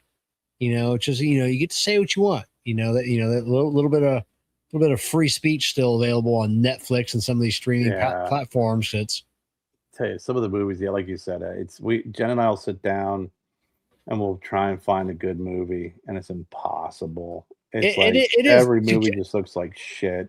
Jessica and I have given up sometimes. You're 45 minutes in, watching several trailers, and it's just like, fuck it. Let's just we'll put on Big Bang Theory or freaking I've been rewatching Curb Your Enthusiasm just for the complete absurdity of that show. But I mean, it's there's been so many dog movies where we've been watching the series From, which has been really good. We finished Widow's Bay on Apple, which was it was a horror, but it was a comedy. It had some dark humor to it. That was fantastic series. Oh my god, that was great. Taylor Sheridan just seems like he can't make anything bad. I think he has a deal with the devil. He does. He does. There's you can't. There's nobody that has that many hits. You can't hit that many home runs and you can't out of nowhere. You can't be a genius like him. He's he either made a deal with the devil or he is the devil. I don't know. I mean, even the ones like we watched Marshalls and it was like a little cheesy. Tulsa King, a little cheesy, but we've been watching Dutton Ranch is fantastic. Just so many good hits. And Lioness is going to be coming out soon, and that show is awesome. That series is another one that's just like freaking rip roaring raw. We try and look for some of these other series to watch. And these companies, I think these companies are smart, right? So years ago, when everyone was bitching about the freaking, the different Comcast and all these different cable companies have monopoly, and it's not fair. We want to choose. And they said, okay, great, we'll make it a la carte. But what we're going to do is this: instead of paying $180 to Comcast and getting all your shows, and then paying an extra $5 for HBO, now you'll get Prime. You get some, we'll throw you a few bones here and there, keep you locked into freaking ordering from Amazon so you can get some points and everything. And then we're going to say, okay, you can rent, MGM, you can rent freaking Paramount, you can rent freaking Apple, and every one of those companies has an excellent show. Yeah. Some have multiple great shows, but you can at least find one excellent show that everyone talks about. It gets great reviews, and you're like, son of a bitch, I don't want MGM, but that's not where to get from. I didn't want Paramount, but guess what? Every Taylor Sheridan thing's got to be on Paramount. What about Peacock? Well, you got to get this on Peacock. And now your freaking bill is just as expensive, if not more. And then it's like, oh, by the way, now we have Sling. So now you can get cable for only $59 or $89. And then you're like, well, shit, after I freaking buy Sling or I get freaking YouTube TV and I get all these different channels I'm paying for, and I'm freaking still paying X money for freaking movies I want to watch. You're now that whole monopoly thing. Yeah. Yeah. They lured you right into their trap. and they wizened up as because some people will order just for they'll binge a whole season, and then in a day or two, and then they cancel their service for that month. Now they're breaking it up. Like we watched, I think the first one we noticed that was the series Wednesday, which we absolutely love. Mm-hmm. They came out with half the series, and it's like, all right, we're on a break. The other half will come out in 30 days. Like, oh, you're gonna get 2 months out of people. You geniuses, But I don't watch a lot of. Jessica binges a whole bunch of stuff. There's so many shows she wants me to watch, but I'm not a binger. I don't. There's been a couple times there's some stuff I'm like, oh, like Landman, like we would binge that. Yeah. But she'll watch 8-10 episodes of something in 2 days. Yeah. And I'll be like, I'll watch like one episode. I'm like, all right, I'm good. We will come back in another couple days and watch another one. Jessica's like, what? Wait, what now? Yeah, I'm good. If it's good and it hooks me, man, I will binge. It's like crack. Yeah. I'm bad with that. So is Jennifer. It's like there's times she'll be like, I'm gonna go to bed. I can't stay up. I'm like, listen, I'm gonna watch this and I'll watch it again with you tomorrow. The one more episode. I did that with Man in the High Castle. I tried to watch that show so many times and I finally got into it. And then I finally got to the end and I'm like, you know what? I'm just pushing through. I'm going to watch these last 4 episodes. I'm going to stay up till 2 a.m. And then when I'm done, I'm done. I don't want to have to turn this fucking show on again tomorrow night. I like my routine of going to bed, putting on something, and then putting on either Curb Your Enthusiasm or Seinfeld and falling asleep to Seinfeld, especially on Netflix, because after a couple of episodes, it'll say, do you want to continue? If you don't say yes, it just turns off. So now, you go to bed and then you wake up at like 3 a.m. and it's dark. It's not like HBO. We're watching Big Bang Theory. I'll wake up at like 3 a.m. and I'm freaking, missed how many episodes. So it's for me. I only get 40 maybe 45 minutes of TV a night is all I get. So if it's an hour long show, it takes me 2 nights to watch it. Because I'll get 30-40 minutes into the show, and then I'll set my sleep timer and then turn on something else to go to sleep with. Usually it's Ancient Aliens. 99% of the time I go to sleep to Ancient Aliens. So I've got about 100 recordings. So and then the next night I'll watch the remainder of that show I started the night before, and it's just been that way for a few months after work. And usually before I'd get a couple hours a night, 2 hours a night of TV. Now 40-45 minutes, especially with the new bed. So first thing I do is I get up and I put my feet up. I raise my feet up, then I turn on the foot vibrator and my back vibrator, and so now my feet are at the perfect angle. The bed's vibrating me ever so slightly, and it's just like, oh, this is life right here. And I tell you, my shoulder has never felt better. Oh, those beds they're great. It still hurts, but my back, I don't wake up in the morning with a bad, like stiff back anymore. I get hurts during the day, but I just get just something about getting an hour of an entire vibrating bed and as you go to sleep. There's just I don't even know how we did it before. How we slept like the poors is what we call it. How we slept like the poor people before. It's tough, man. I'll tell you. I told you we went through our trials and tribulations of the Sleep Number bed. Jen didn't like it because of the noises it made and everything. And then we got, I always remember the old commercials, like Craftmatic automatic adjustable bed, and we got that, and it's it's hard to sleep on a flat surface anymore. That's why when we go to hotels, I know. See, now it's going to be different for you. When you start going to a hotel, you're not going to think Jennifer and I are so fucking stupid and crazy like we were. We walk in, we're like, I don't know, what's the bed like? Is it this? Is that? It's like even some of the most comfortable flat beds that I've slept on now, I still wake up and I'm like, God dang, you don't feel right because we have the perfect setting. Jennifer's back's bad, she needs it. My knees, God, whatever. Like you said, I'm kind of falling apart here, getting old, but just no other night's sleep like it after you. I told Jessica I'm gonna have to look for some kind of little motor that you can put between the mattresses of a hotel, so we can take our vibrating bed with us. I don't know how well that will work. Somebody's got to make something like that. Slide in between some sheets to. I'm sure there are still the beds out there. You got to put the quarter in, turn the dial, and you have. Yeah, those are shaped funny. Yeah, we didn't get the vibrating part. We actually considered you get the cooling, the heating, you can get all those different features on a bed. We didn't go for any of those bells and whistles. We just went for, head, and we almost didn't go for the legs, I think, or something like that. We ended up going for the full feature of it and then the extra thick mattress. And I can't.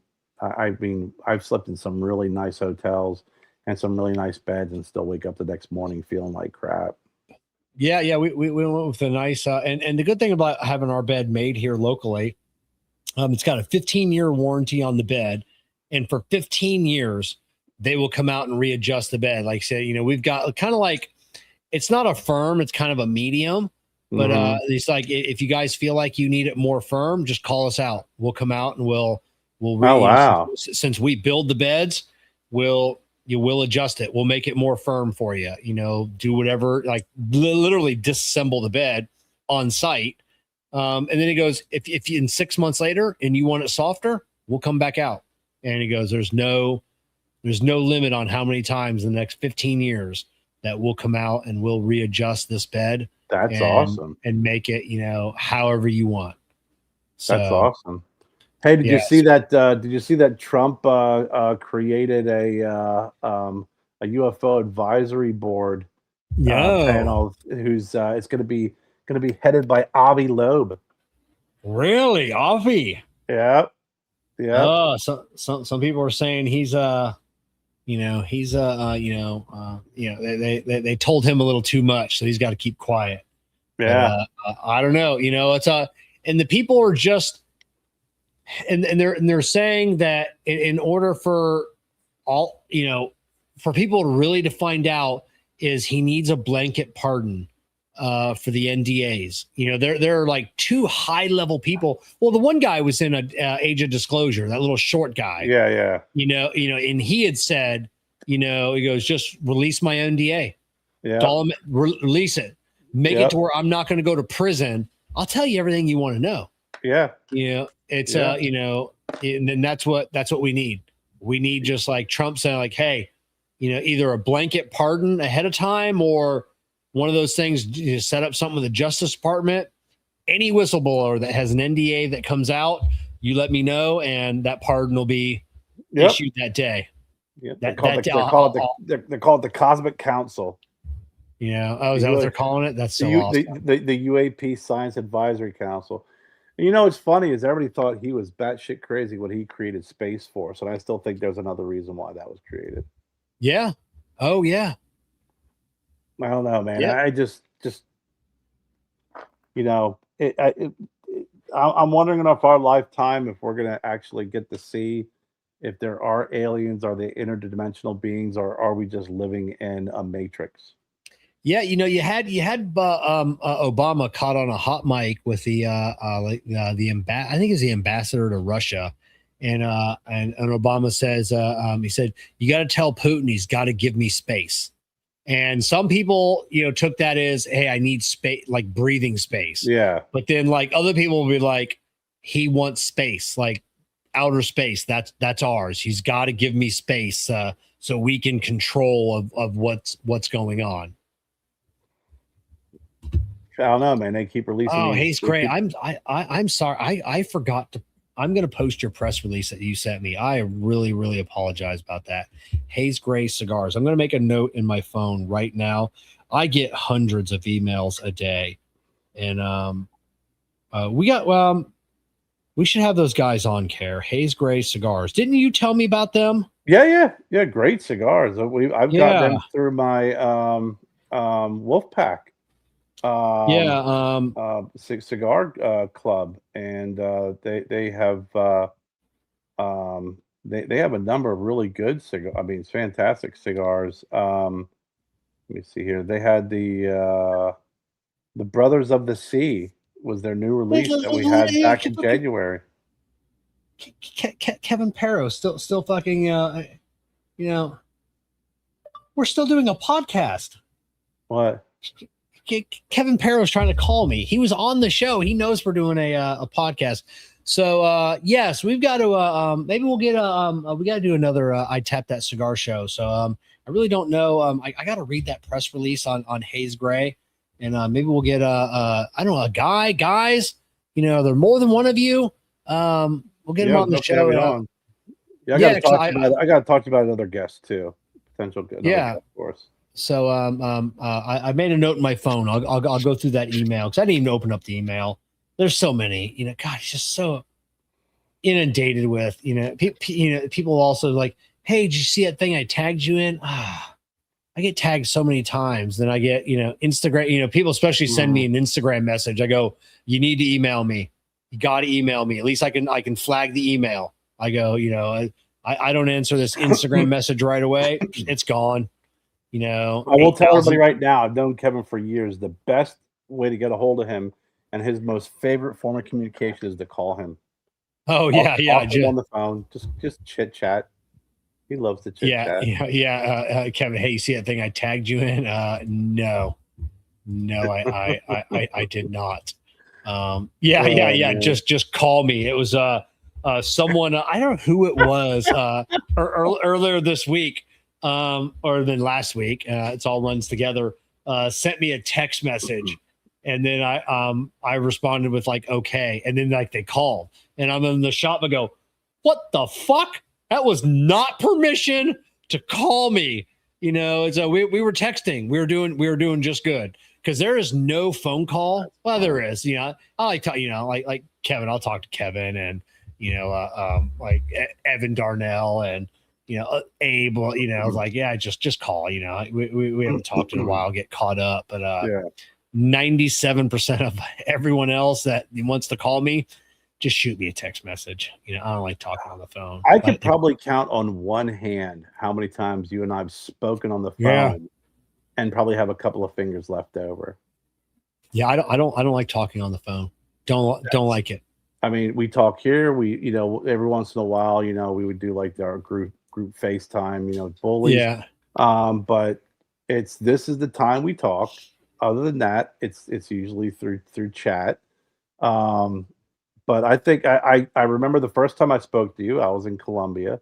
Yeah. I just purchased a hit and run.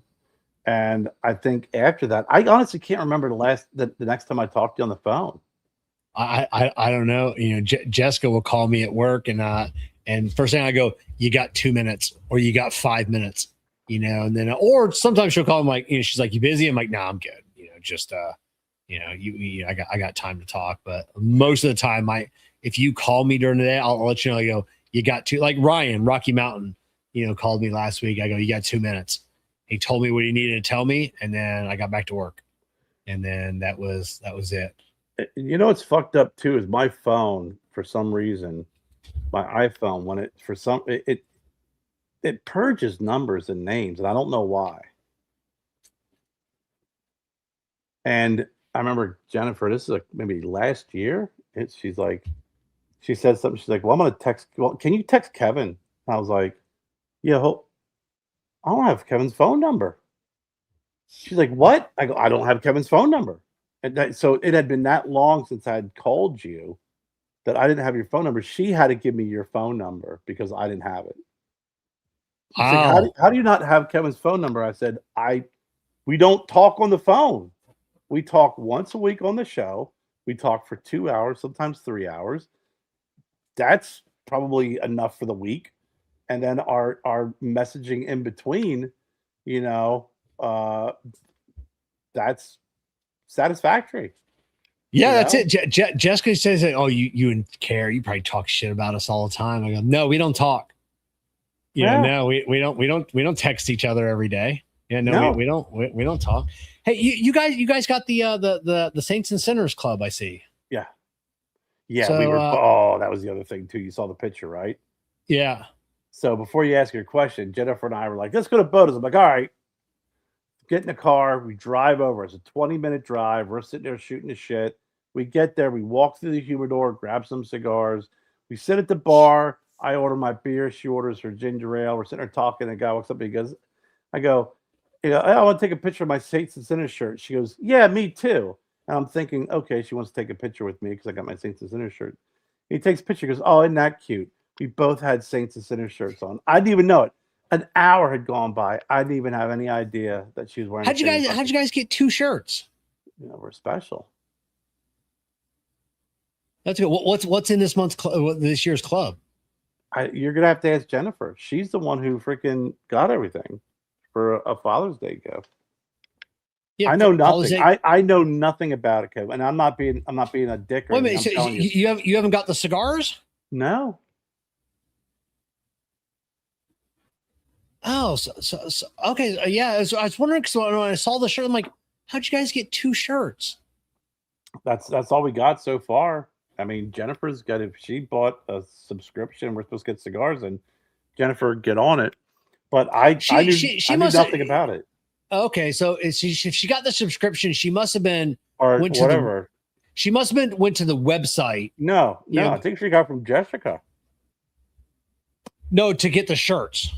Yeah, I guess. I don't know. Because once you become a member, you can order that shit. Yeah, that must have been it. Is it members only get that stuff, right? Yeah. Okay, yeah. I don't, dude. I honestly, Jen just was like, hey, we're part of the Saints and Sinners Club. There's an opening or whatever. I was like, oh, okay, cool. Like I remember Kevin talking about this from time to time with me, and I was like, yeah, maybe. She's like, yeah, it's going to be an early Father's Day gift. I was like, okay, cool. And then she's like, here, I got his T-shirts. I was like, oh, I thought maybe it's part of the deal. I don't know this stuff. I just live here. Okay. So she must have went to like the site and then got some shirts or something. Yeah, so, I didn't know. But yeah, because I thought she got like the plaque. I'm like, man, I didn't think they started shipping yet. But I'll tell you that that box I found, and Jessica still doesn't know I took that box out of her humidor from last year. Those little 4x56s or 4x52s or whatnot that were like fucking crack. Yeah, you were saying how good they were. I mean, yeah, the club is just a fantastic club. You get more than you get double your money. Yeah, I remember you talking really highly about it, saying about how great it was, et cetera, et cetera. And I honestly, I just was like, I have like no idea. And Jennifer's, said that she bought into it. I was like, oh, I said, Kevin always talked about how great it was. She's like, yeah. I was like, okay, cool. This is gonna be great. No idea about any of the other shit. I got a t-shirt, but yeah, we both fucking wore that t-shirt over. And I know you're like, yo, I love when Jessica and I are twinning. I'm like, I don't. I'm not a twinner. Yeah. No. So the good thing is next year that she gets to invite somebody, so she can invite you, and you guys can get double. Wow. That's what I did. That's what I did my first year. I invited Jessica, and then I just buy two. I buy 2 memberships now. That's what it was. It was invite. So I no freaking clue. I just said, okay, great. I just freaking live here, Yeah, exactly. That last year was a good year. We got hoodies last year, and they were like really nice fucking. Of course, Jessica took my hoodies. Now she has 2 hoodies. But these are like $60-$70 hoodies. Yeah, I mean, they were beyond nice. I remember you talking about the benefits of it and how great it is. And listen, man, he makes great cigars, dude. He just does. I mean, they're fantastic cigars. But yeah, it's I'll be waiting for whatever comes next of the Saint and Sinners Club. Yeah. Whatever I don't know. You just get a bunch of cigars. Can't wait. And I think they're all Saints and Sinners exclusives. Really? So yeah, you can't get them anywhere else. So as far as I know, they're just the S&S exclusive cigars. So they're always super good. Yeah, we were twinning on Saturday. So I came home and took my shirt off immediately. Yeah, can't have that. No, Jen looks good. I was like, you look good. You keep. I'm not gonna do it. I'm good. Yeah, I don't want to be twinning. But yeah, we we spent some time down at Bow to check out those guys, and then like I said, we the wine and bourbon barn. They I think they're looking to expand and open a lounge. Oh, right on. You said, and they're the ones getting Sinistro in. They're bringing in Sinistro. Yeah, I talked to James for like an hour the other day. Yeah, we had a nice conversation. He's such a good dude. And I was emailing Coleman, and they're bringing in several facings of Sinistro. So I'm really excited about that. And then they're going to start doing Monday night events, cut and light events. And I was talking to James. I'm like, hey, man, if you guys are okay, I'll go down there and kind of host it and hang out. And because I got a chance to know those guys down at the Wine and Bourbon Barn. They're good folks. They tore down an Ace Hardware. They built up this liquor. I call it a liquor store, is like almost an insult to what this looks like. And then next to it is where they have their wine and beer. They have this beautiful freaking wine rack, and they have a huge humidor, man. And they got a bar with that serves beer and wine. And then they were having issues with the folks who own the lot next to them, so they just decided to build a deck. And they are committed to having people come to their location and drink beer, drink wine, and smoke cigars. They are investing a lot of money. They have like 4 locations around this area, and I think 3 of the 4 carry cigars. So I told them, I said, you need to start working on a house blend. You're going to have every single one of your locations will have your house blend, make it a good house blend. So, but I don't think they want to pull the trigger until they get this lounge open. But very committed to it. And every time you go in there, they're always having some taste tester, some wine, some booze, some beer, and I think you can also rent their space out on Sundays for parties. Oh, that's super cool. Yeah, Yeah, because I didn't Yeah, know because we pulled in. I'm like, are they open on Sunday? Like, what the shit? So I saw cars there, and I pulled up, and it said closed for special event. But yeah, they it's and again they have a nice outdoor area that seats quite a few. They have high top tables. They have couches. Um, it's definitely going to be a great place. As you know, when you're in the South, it's a great spring and fall, winter location. Summer, it's like I'm going to sit out there oh and yeah, boil like a motherfucker. Yeah. But they are going to be hopping when the cooler weather comes through. We went there for the grand opening, and Joe and I sat outside and smoked a cigar, and it was really nice. They got a food truck. They got their own food truck. They're oh really they committed. got their own. Oh, Yeah, what yeah. kind of food do they got? Wings, burgers, fries. I mean, Oh, right again, on. their wings are freaking fantastic, man. So yeah, it was. I mean, like I said, I'm impressed with how which they didn't. There's nothing about this place that looks like it's done half-ass. Yeah, Everything's clean. Everything's neat. Their inventory of booze, the bourbon, the scotches, the tequila is ungodly. Their beer and wine selection over on the other side is fantastic. Their bar area is big. They got TVs. They'll have live entertainment come in on Mondays. So I'm looking forward to see what they do on Mondays. yeah, be super cool. Yeah, I hope they can Definitely have to go up there. Yeah, get a lounge built there too. I mean, I know they're yeah, working on it, and I'll tell you, they do that. They're going to be in, and they start like serving food and can start serving liquor. yeah, Dude, that's gonna be a freaking destination location because they do have a good facing of your standard, your like, I don't like calling them usual suspects, but your um what's a good way to describe it? Your not normal cigars, but your traditional brands. yeah. They have, Fuentes, they got Padron they got a whole wall of Padrones. They got Rocky Patel, they got AJ, they got Camacho. They could probably expand out their Camacho collection some. They got Yeah, a especially whole line of Avos. yeah, especially if they're going to be serving alcohol because I don't go out to any of the local lounges here because they don't serve alcohol. It's like, I just want a cocktail with my cigar, so, there's some in Tough Sarasota, one, man. it's a 45-minute drive, to, to some nice lounges in Sarasota, and, or Punta Gorda, the opposite way. Sometimes Mhm. I'll drive the 50 minutes to Corona in Sarasota or the hour to Corona in Tampa. So I want Yeah, to drink. I want to have a couple of yeah. drinks. I don't want beer and wine. So I'd rather, say, fuck it. I'll drive double the distance just to be able to have a cocktail with some friends or Jessica and, Hopefully they could do that. What's nice is the Noble Leaf, which is literally a quarter mile away, they started serving food, so now they actually have a liquor license, so they can start serving liquor and booze. So Jennifer and I will go in there. Adam's a super nice guy.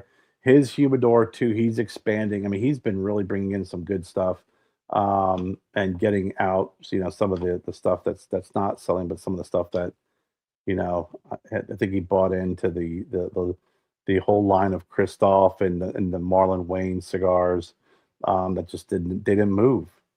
Some of the Christophs did, yeah. and this Christophs that do move, I smoked, I liked, and I've always been a Christoph fan. I know you have not been a smoker of Christoph. I always liked Christoph, but some of the blends that they've been putting out, I have not been in my palate profile. But the Waynes, I wouldn't even try them. They're just so fucking expensive, and I can't see Yeah. It's spending not that worth much it. Oh, money for a cigar that I don't know. And I could trick because I'll grab a freaking Viva La Vida, for yeah. $15. I'll buy a Saka, I'll get an AJ or something like that. I'll buy something like that I know is going to be good. Yeah, exactly. I'd love to go out to that. There's a cigar shop out in Texas that there's like an Applebee's or a Chili's or an Outback, something like that, closed, and a cigar lounge went in, and they're like, and it's like it's still like an Applebee's, like they have all the booths, so and they serve food and alcohol, and it's a cigar lounge, and I'm like, well, that's just to go in there for a burger or a steak. you know, and be, you know what? See, do you remember a couple of years ago when the Applebee's down the road from us that was right off the highway? Yeah. I was like, this would be perfect. Get Abe to open a smoke in up here. You don't have to just keep the Applebee's the way it is. People sit at the bar, like the old style bar. You can eat, you can smoke, you have freaking tables. I'm like, this would be perfect for a fucking cigar lounge. I tell you, if there's one of those around here, at least twice a week. I'd be, you know, I try and go up to the Buffalo Wings and Rings, you know, up the road because out on the back patio, you know, it's all covered, you know, and everything else. And, you know, they got the fans. So even in the summertime, it's actually nice out there, but we get to eat our food. We get to drink our drinks. We get to smoke cigars, you know, and, you know, would I rather be inside in the air conditioning in a nice comfy booth or table? Yes, I would. It'd be like the old days of having, you know, everything was smoking. There wasn't a non-smoking section. You know, you walk in, they could knock down a freaking area booth and put a fucking humidor in there. But you keep the bar, you keep the grill going. That's where your food's being served. It's already freaking ready to go. It's already, you don't have to get too complicated and have complicated Applebee's menu. You can keep it real simple, but you still would have the bar there. It would be great. I'd like you said, if they closed down, they actually ended up tearing it down and they built an Outback there. But if there's a place like that, game on, man. 100%. You kidding me? Please. That's it. That'd be awesome. All right. Well, 2 hours, man. That's it. I know. I want to thank everybody for coming on, spending a couple hours of your Monday night with us. So hopefully we'll be back next Monday night. I won't be dead from exhaustion. So we'll see how that plays out. But yeah. So all right, everybody. We'll see you